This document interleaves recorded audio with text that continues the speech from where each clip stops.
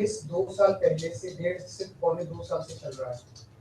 17 अगस्त को 2022 को सीबीआई की पहली केस फाइल हुआ था और 22 अगस्त 2022 को पीसीआर फाइल हुई थी ईडी में।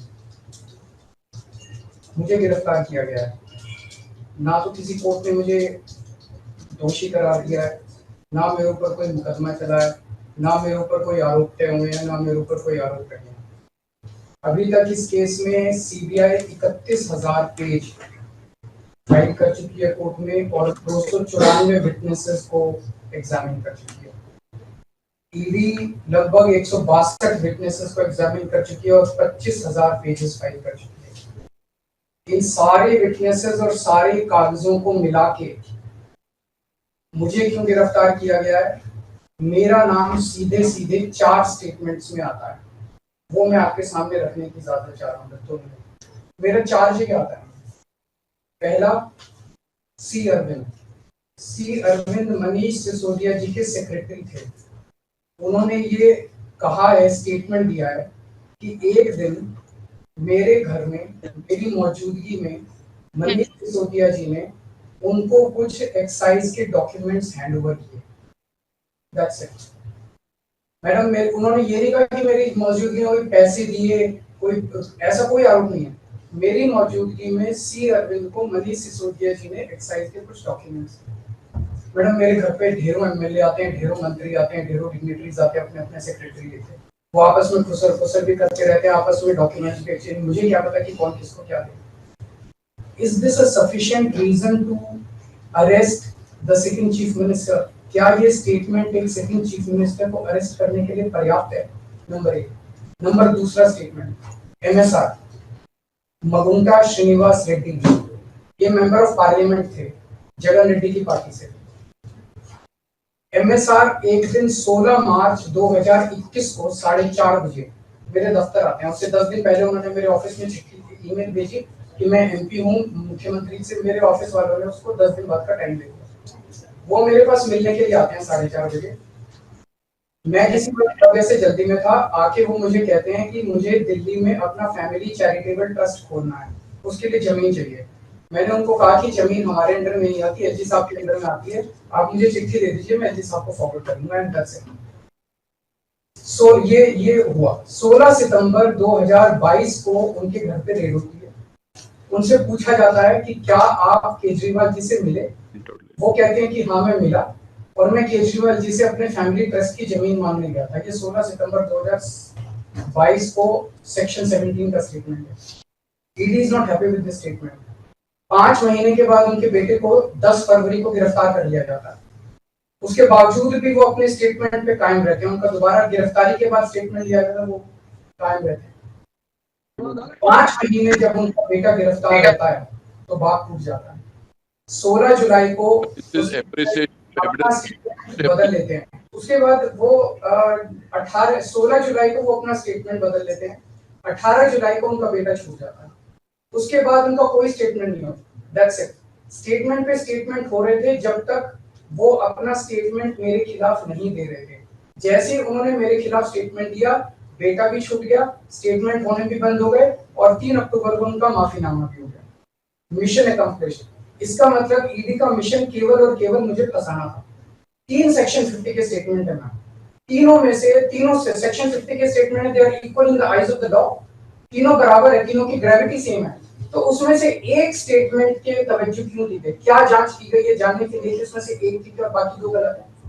जो 25,000 पेज ईडी ने फाइल किए हैं कोर्ट के अंदर, उन 25,000 में जो केजरीवाल के खिलाफ वाला स्टेटमेंट है केवल वो लगाया गया, बाकी दोनों स्टेटमेंट दबा दी गई। क्यों मैम?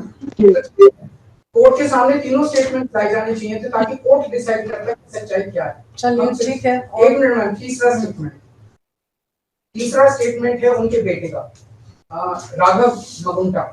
राघव मगुंटा से 16 सितंबर को उसके घर पे जब रेड होती है उनसे स्टेटमेंट लेते हैं। He says whatever his father had said. उसके बाद 10 फरवरी को उनको अरेस्ट किया जाता है। उसके बाद उनके 5 स्टेटमेंट्स होते हैं। पांचों स्टेटमेंट्स में वो वही बोलते हैं जो पहले बोला। फिर 5 महीने तक वो जेल में रहते हैं। उसके बाद जब 16 जुलाई को उनके पिताजी स्टेटमेंट बदलते हैं तो 18 जुलाई को उनको छोड़ दिया जाता है। तो 7 स्टेटमेंट्स उनके हुए, 6 में वो मेरे खिलाफ नहीं बोलते, 7वें में जैसे ही मेरे खिलाफ स्टेटमेंट देते हैं उनका उसके बाद कोई स्टेटमेंट नहीं होता, उनको जेल में डाल दिया जाता है, उन्हें माफीनामा दे दिया जाता है। तो जो 6 स्टेटमेंट्स हैं ये रिकॉर्ड पे नहीं लाए जाते। चौथा है शरद रेड्डी। शरद रेड्डी के केस में 16 सितंबर को उसको अरेस्ट किया गया, 16 सितंबर को उसकी रेड हुई, उसने मेरे खिलाफ कुछ नहीं बोला। 9 नवंबर को उसका स्टेटमेंट लिया, उसने कुछ नहीं बोला। 10 नवंबर को उसकी अरेस्ट हुई, उसके बाद उसके 9 स्टेटमेंट्स होते हैं मैम, 9 स्टेटमेंट्स वो मेरे खिलाफ नहीं बोलता। उसके बाद 6 महीने उसको अरेस्ट करने के बाद 25 अप्रैल को वो टूट जाता है और वो केवल इतना कहता है कि मैं विजय नायर के साथ मिलने सीएम साहब के पास गया था, सीएम साहब जल्दी में थे, सीएम साहब ने कहा कि विजय के टच में रहो, विजय अच्छा लड़का है।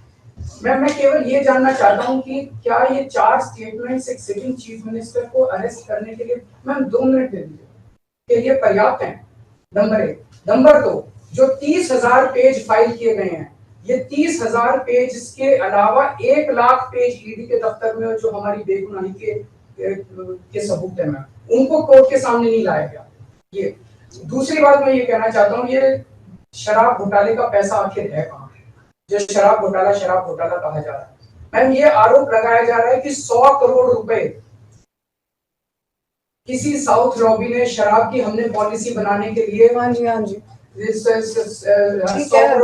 आदमी पार्टी मैम, ये जस्टिस संजीव खन्ना का ऑर्डर है। जस्टिस संजीव खन्ना का order ma'am page 22 para 12, the assertion in the complaint filed by DOE that kickback of rupees 100 crore was actually paid by liquor group is a matter of debate। Sanjeev Khanna कह रहे हैं, इसका मतलब ये साबित नहीं हुआ, इसका मतलब ये विवादास्पद है, इसका मतलब ये संदेहास्पद है, इसका मतलब इसके लिए सबूत नहीं है। तो जो 100 करोड़ रुपए ये कह रहे हैं कि हम लोगों ने रिश्वत ली, वो रिश्वत तो संदेहास्पद है, उसके तो सबूत ही नहीं है। लेकिन असली शराब घोटाला क्या है? असली शराब घोटाला शुरू होता है ईडी की जांच के बाद। जब ईडी की जांच शुरू हो जाती है, ईडी की जांच के 2 मकसद हैं।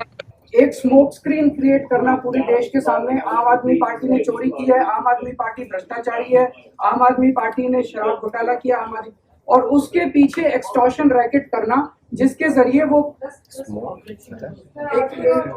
एक्सटॉर्शन रैकेट करना जिसके जरिए वो पैसे इकट्ठे कर रही है। मैं आपको सबूत दे रहा हूँ। शरद रेड्डी के केस में शरद रेड्डी को बेल 2 वजह से मिली। एक, शरद रेड्डी ने मेरे खिलाफ स्टेटमेंट दिया और शरद रेड्डी ने अरेस्ट होने के बाद 55 करोड़ रुपए का चंदा बीजेपी को दिया। 55 करोड़ रुपए के bonds arrest, so he bought his bail ma'am, he bought his bail. Now the money trail is clearly established. Money trail is clearly established. Ma'am, just last 1 minute. Last 1 minute. The money trail is established, ma'am. उसने अपनी bell arrest होने के बाद 55 करोड़ रुपए का चंदा BJP को दिया, बीजेपी के अकाउंट में सीधा गया। मनी ट्रेल इज एस्टैब्लिश्ड और यही पूरी जांच का मकसद था। एक तरफ आम आदमी पार्टी को क्रश करना, एक स्मोक स्क्रीन क्रिएट करना, भ्रम का पर्दा और पीछे से एक्सटॉर्शन करना। Thank you.